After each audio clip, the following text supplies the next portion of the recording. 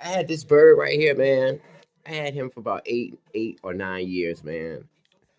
And I take him to the veterinarian, and I be telling the vet, I be like, "Yo, how old is he?" And like equated to human years. And she's like, "He's about 80 years old. He's a geriatric bird, but he be moving. I let him come out the cage and fly around every day.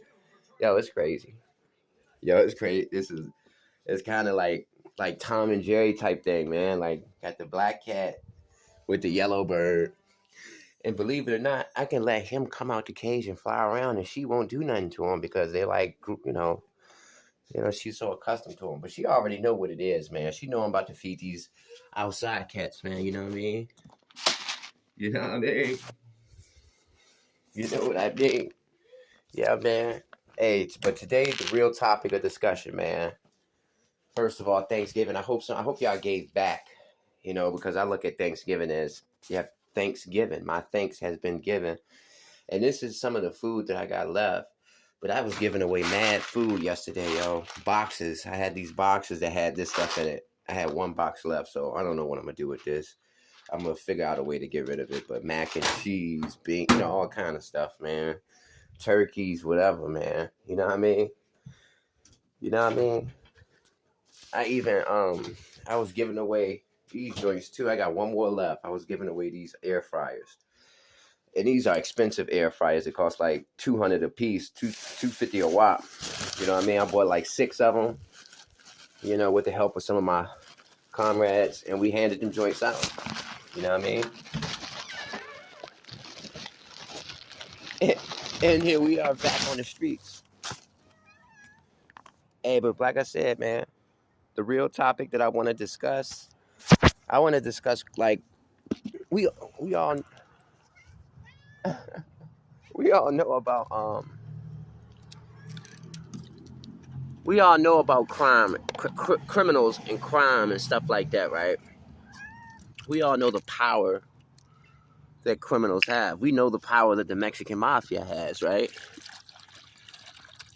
And this is the question that I really want to ask y'all. Tupac had a philosophy with thug life. Thug life, the hate you give little infants fucks everybody, something like that, right? But the true message behind it, the true message behind thug life was Tupac he wanted to centralize the command structure of the hood.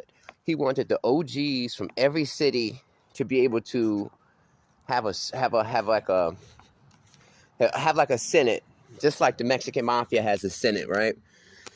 So the Mexican Mafia, you can say that the Mexican Mafia is the senate for the Sureños, right? So there are thousands of Sureño gangs, and usually one of the gangs will have a member join the Mexican Mafia, and once their member from their street gang joins the Mexican Mafia, that member will have jurisdiction over that gang, and he will be like the senator that comes together with the other senators to make decisions for the collective Sereno body.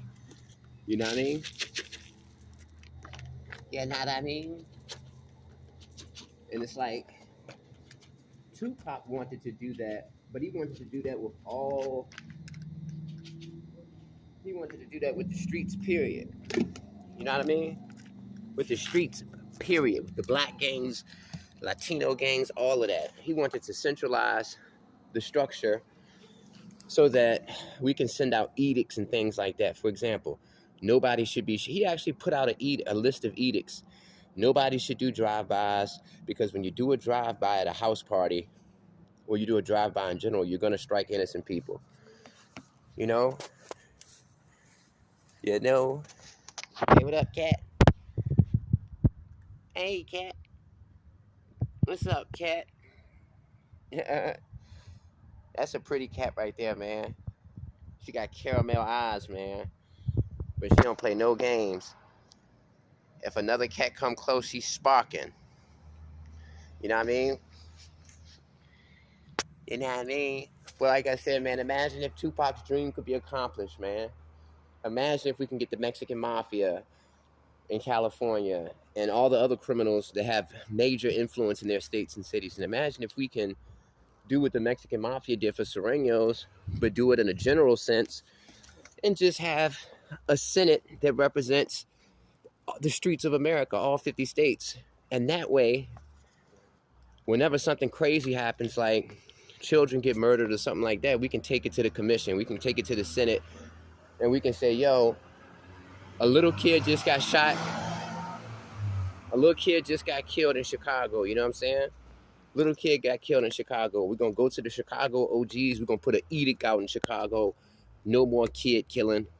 And 2Pac's remedy for that was take them out. If they break the rules, take them out. So I've been thinking about that a lot, man. And I mean, if, you know, ingenuity, the mother of invention is necessity. So the Mexican Mafia and all of these really complex criminal networks were created due to circumstances and conditions that they were facing. They needed to generate money and they needed to exert control over their serenos from prison. So they developed an ingenious network of control. And all I'm saying is, imagine, man, stop it, yo. They be wilding out.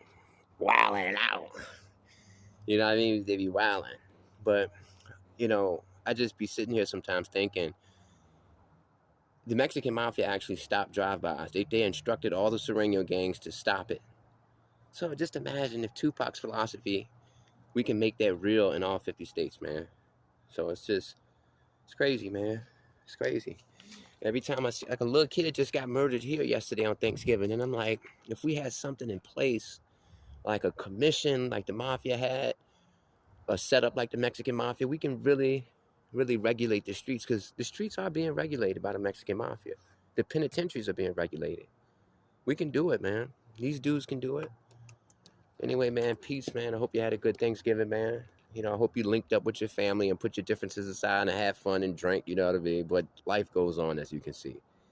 Life goes on. Peace.